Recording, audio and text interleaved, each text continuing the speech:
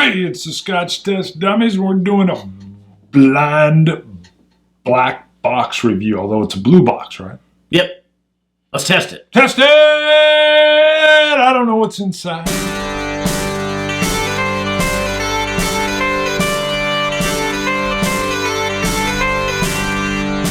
Woo! All right. All right. For those who don't know, this is I know what this bottle is. I've set this up. Bart has no idea. Blind for him. He knows it's a world whiskey. Right. Wearing my Donald Sutherland hat, and I recently blew, not one, but two, not blew. I do quick hitters blind, and two of them looked a little foolish. But that's part of the fun. You know what I'm sampling on the quick hitter. You know what I'm sampling here. I will say I don't know if I was off, but we're going to cleanse the palate. We're going to go in. Scotch God shout out. Oh, that's right. I about forgot. Sorry. Ryan Smith, he comments, and this is an older review, our Brook Laddie Classic Laddie. We had talked about it's a light blue bottle, and you can't see how much scotch is and how much whiskey's left in the bottle. Right. That is true. They were going to do a line you wanted. Well, I said, yeah, if they could just put a line down through there. And Ryan Smith, he says, dude, you just need to scratch the paint with a quarter down the side of the barrel. It leaves about a 1/4-inch strip where you can see your whiskey. Genius. There you go. Sounds a little bit like vandalism. We should have Ryan on the show. Ryan should be on, showing his quarter scratch technique. Yep. Okay, so blind box, it's world whiskey. Wow. I'd say I'm getting a little sherry in here. Little sherry? But it's, okay. All right. So the whole point is not for me to pick the bottle or the style. It's just to enjoy it blind. Sometimes I get lucky. The problem is when I called the one Jameson, I wanted to continue that trend. Right. That was a freak of nature. Yeah. I was like, this is like the Black Barrel Jameson. You were like, what the heck? Because it was the 18 that was in there, wasn't it? I think it was the 18. No, it was, that was the IPA. Was that the IPA cask? I think you're right. Yes, because I was like, Jameson. But there's something weird, Yeah, it's not this isn't to call, you don't know what this is. You don't know how old it is. You don't know how much it cost. Right. You don't know what the casking is, if it's a Japanese whiskey or an Australian whiskey. So the could be Irish even. And the idea, even when I do my blind quick hitters, is just that you're tasting it, not knowing what it is. And so hopefully you're not prejudiced even by the marketing or the labeling. But it is kind of fun. It does, I think it tunes you a little bit when you start to say, oh, there's rye here or something. But yeah, I just want to get the nose, get the palate, get how old you think it is, how much you think it's worth, and then we reveal that as we go. I'm getting like an interesting, oddly, it reminds me of like a Cherry Jolly Rancher on the nose. And I'm getting some kind of what seems to me almost like that cherry red, darker fruit, which is why I was feeling like, is there a sherry in here? So it's given me some of that kind of, I've even had like a cough lozenge that's cherry that's given me a flavor here. A lot of sweetness. A lot of kitchen spices. All spices. Now there are some family home and my grandson's being watched because my daughter had a baby. You got a new grandbaby. Right.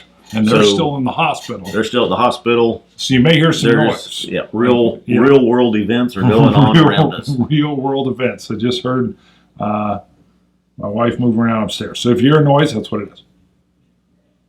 I'm getting this dustiness too, which is a wood. Your caramel flan that you always bring out. Yeah. Rich. You're right. It's a rich caramel flan. With like a hint of, well, I don't know. All I can keep saying is I keep getting a cherry. Vanillas. And I try not to give away too much either since I know what this is. Mm-hmm. I've got to temper. Appear to be unbiased and just straightforward with my notes. A lovely candied apple finish. Those red apples that have that hard candy wrap to it. That sweet spun sugar. Powdered sugar finish, a little bit dry, astringent on the finish. Very nice transition into that powdery dryness with the sweetness laid in. If I could call it, I would say there would be a little, like it's got a bourbon barrel, because I keep getting a few notes of like honey, almost like it's got a distinct bourbon barrel finish. There is a sherry finish. I believe this is a double cask, and I believe it's spent sometime in bourbon cask and sherry cask. Wow. Very good. To me, there is a definite sherry influence. It's not a sherry bomb. It's not overly sherry rich, like you point out.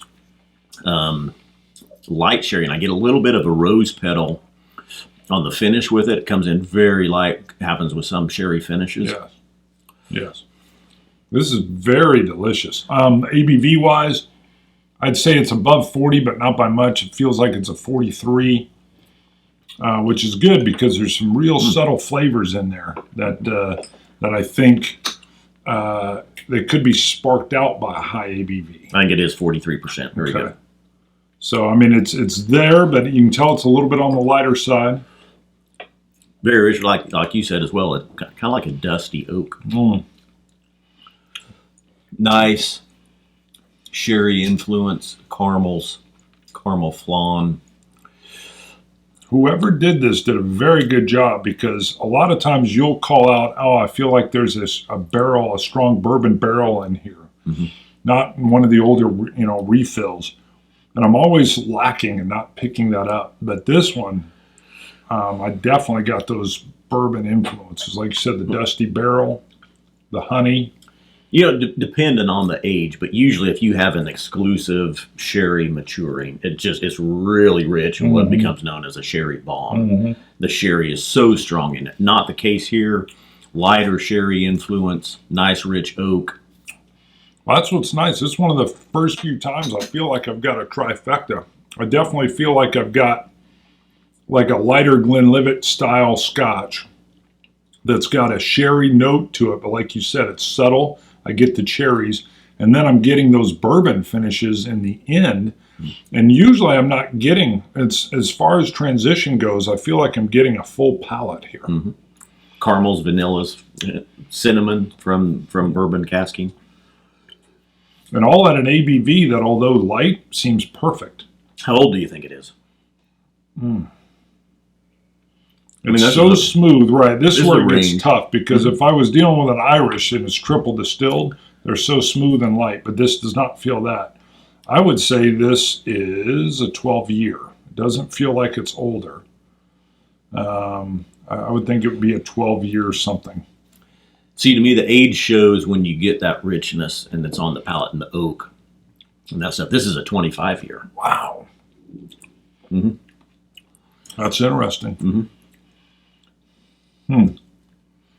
Actually, I should have asked you a price point before I told you it was 25-year. Man, I can never do price points when we're getting. But I mean, what do you think? Yeah, I mean, what do you would think? I pay for it? Okay. Well, knowing it's Based 25. on the palate. I was thinking this was going to be some of these exclusive casking, move the stuff around, and I was thinking it'd be 90. The way it's coming in at 25, it's probably 160. You don't do much shopping, do you? I do. I buy a lot of peated things. So this is the most reasonable 25-year single malt Scotch you'll find. And you're right there with the price point. This is $150 still. Well, I think maybe it's gone up. Yet I was mocked. Yeah. I was mocked for calling almost the exact correct price. Yeah. Because you're saying 25 years are going for $200. $400, probably $300 to $500 for any other. Yeah. Come on. Well, Highland, Highland Park 25, Balvenie 25. Any of those are $400 to $500. Macallan's higher. Yeah, I know Macallan's higher. It's like $400. Actually, I think this was $145, which is actually pricing from a couple of years ago when I found it. It's pretty dusty. I think it's gone up in some parts. Now, I do hear that this, about said what it is. Well, I think you could now. Yeah. Well, you want to look? You can look. Do the reveal, baby, and then let's talk about it. So I go, what? Yeah. Glenfarclas. Oh, It's the a Glenfarclas. 25. It's the Glenfarclas. Yeah. And really well known as the most valuable, best 25. Are there better 25-year-olds? Valuable? Maybe? For the money. Yeah. For best value. Got it.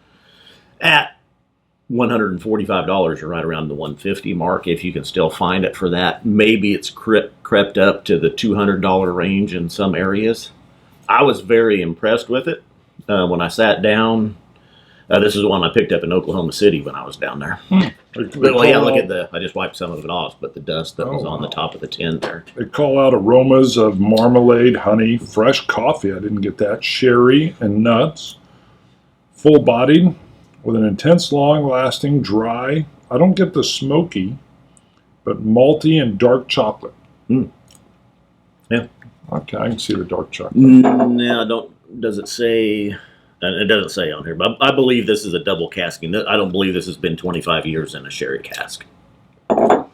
Now, I do hear, though, this is kind of an annual release for Glenfarclas, so there will be some variances in the annual releases, some better, some good, some not so good. But for $145, a 25-year bottle of scotch, I don't regret the purchase at all. I'd pick up another one. I find it delicious. Very good. 43%, it is kind of light, but the richness, when you look at how much of the 25 years has played the character from the wood that's been drawn. Well, I think if you had a much higher ABV, some of the alcohol whoosh in the beginning could have actually overpowered some of your nicer, subtler flavors. So I thought that was perfect. Yep. No indication on the barreling, so That's very, very flavorful. yeah. Nicely done. Great blind. And you're right, I never quite know, because you did a blind box deal with the $9.99 corn whiskey once. Oh, yeah. The mellow corn. So I don't ever know if I'm looking at $10, $150, $400. It could be anywhere. Nice. Yeah. Now, I know how old it is. I would think blind. I would think this was at least 18. You're probably 18 to 20 years old somewhere there, just by the richness and how much character is pulled from the wood. But I know what it is. See, when I was picking up what I felt like was the sherry cask and a bourbon cask, I was thinking that maybe some company had done a 12-year and that they'd put it, 8 months in a bourbon, sherry, and then a year or whatever, 6 months in a sherry, and maybe they were doing a little something. So I don't know if I can pick age though. I mean, I've always found that if anything, the only time I can usually pick age is in a peated, because the peat gets sidelined a little bit as it gets older. And when it gets to be age on other things, I don't know if I could ever call out like, I think the only thing I've been able to do with us trying different white dogs and stuff is that you're right. It's worth trying a white dog because it gives you that raw alcohol flavor that shows you the youth sometimes. Yeah. And other, mostly bourbons. I can pick out the youth in a bourbon a lot better now because I'll pick up those notes from the white dog. Sometimes I've seen with Scotch and Irish whiskeys, a lot of vanilla tends to lean towards a younger. A lot of vanilla cream will tend to lean towards a younger whiskey sometimes. And I'm a cheap date because I don't like all the heavy oaks. Now, I know we've had some, like this isn't heavily oaked at all. It's been in 25 years. But I've had some that have been in so long that the oak is just forefront. I don't like those as much. So I'm always nervous. But we've had some. What did we have? We had something real old that somebody gave us a sample of once, and it was so delicious and smooth. I can't remember what it was, but phenomenal. Traveling Dummy. Wait, I'm going to score it. Oh. Well. I should have had you score it. Right, I know what it is, but we that's forgot fine. about having you score it. Sure. It's still very delicious. What was you thinking? The transitions, I don't know if I hadn't thought about a score. It's a 90. I really like it. I really like the transitions. Anybody that's watched me, if a whiskey moves around and flashes in with different things, I love it. I love it. I'm waiting for my updated iPad here. It's loading something. Doodle Buddy does not want to load. There we go. Buddy is now, it's called Doodle Buddy. That's what it is. This app. To draw numbers. It's called Doodle Buddy. Okay. I've never had Doodle Buddy. I got a 92. Oh, it's very plus or minus 1, almost a 93, I think. You're very trying good. to bring the plus or minus back, aren't you? Yeah. Now Traveling Dummy. The Traveling Dummy. So Andrew was traveling all throughout Asia. And I think it's worth it. It's very much worth it. That's a steal at 160. So Andrew hit some places in Japan, Tokyo. I think he had the Godzilla in the background. Oh, yeah. But he stopped in Vietnam. And he traveled around Vietnam a little bit. And he went by the former United States Embassy back during the Vietnam War era. The iconic building where you had the airlift, the chopper airlift in 1975, where the people are queued up and going up onto the roof, which is the helipad. It's now been turned into, what did he call it? I don't remember seeing that one. Oh, I might not have got that one. Okay, it's phenomenal. If you've watched the Ken Burns Vietnam special, it's like free on Netflix right now. It's an investment, but do it. It takes you through individual years. And I just finished last night. They have the whole airlift in 75. That building, I'm a big war history buff, so I knew the building as soon as I saw it, even before the Ken Burns. But it's literally the close of Vietnam is that building. So if you've seen them shoving helicopters off of aircraft carriers into the water and stuff. Have you seen those? I mean, they were just flying in from all over, and a lot of it was there. We didn't do it 482, by the way. Cask 3, almost gone. This will be gone by the time this airs, I'm sure. Yep. Cask 4 pre-orders up on the website. You can go there, order. You get a 4x6 signed photo of us with your order for the next, well, it's up until, what do we say, September 18th or so. Nice, 43. They had a great deal, and they had one of the guys live or on their show. He's like 72 now. 10 Marines were maybe kind of forgotten. Oh. Their radio was down. They're on the roof. No choppers are coming back. It's daylight. They're seeing smoke in the city get closer and closer, which is the North Vietnamese army getting closer and closer. And they're like, I think we're screwed. And then here came 2 choppers, and they got out. And literally this one staff sergeant, Hispanic guy, was the last American to leave, or soldier to leave, Marine to leave Vietnam. Great. Sorry. Great picture. Thanks. What else we got? Well, I was going to say real quick, just on price point on this, that I thought of while you were talking there. Because What? We got a lot of free time. How many 21-year-olds are under $200? 20. Just a price. I mean, for a comparison there. There's not very many 21-year-old whiskeys you can find for under $200. So a 25-year-old for $150, $160. Now, how you found this dusty though? Is that because it's hard to find, or is it just? I mean, what's the rarity of this bottle in the wild? Well, this is actually this was the first time I've seen it on the shelf. It was down in Oklahoma City. We were down there. Daniel Willis took us to met up with us, and me and Swami and Whiskey Scout took us to Freeman's Liquor in Oklahoma City, and they had these. Now I've seen, because I know 2 to 3 years ago people were raving about the Glenfarclas 25 being in the 150 range and how it wouldn't be there that long. It's once people realized how good it was, it would be going up. So this one is probably from that same. This one's got to be 2 to 3 years old from the dust that was on it. They had a couple. I just bought the one. Yeah, you didn't call me. Nope. You were like, F you didn't make the trip. October 18th or October 19th and 20th is coming up, our 5th anniversary in Wichita. Go to scotch-dummies.com on the events tab and find out more. I will be here for that. It's going to be fun. Patreon. Support us on Patreon. Go to Patreon, look up scotch-dummies.com. I've added a couple new areas on there. We had people creating their own levels. We only had 4 tiers, a $1, $2, a $3, and a $20. And we had people using all those tiers, and you can cap, at $1 a month, or you can whatever. But we had a couple people creating their own tiers where they wanted to give $10. And so Scott and I talked. We've created a $50 tier and a $100 tier. We had a guy create his own $100 tier. So we put them in there.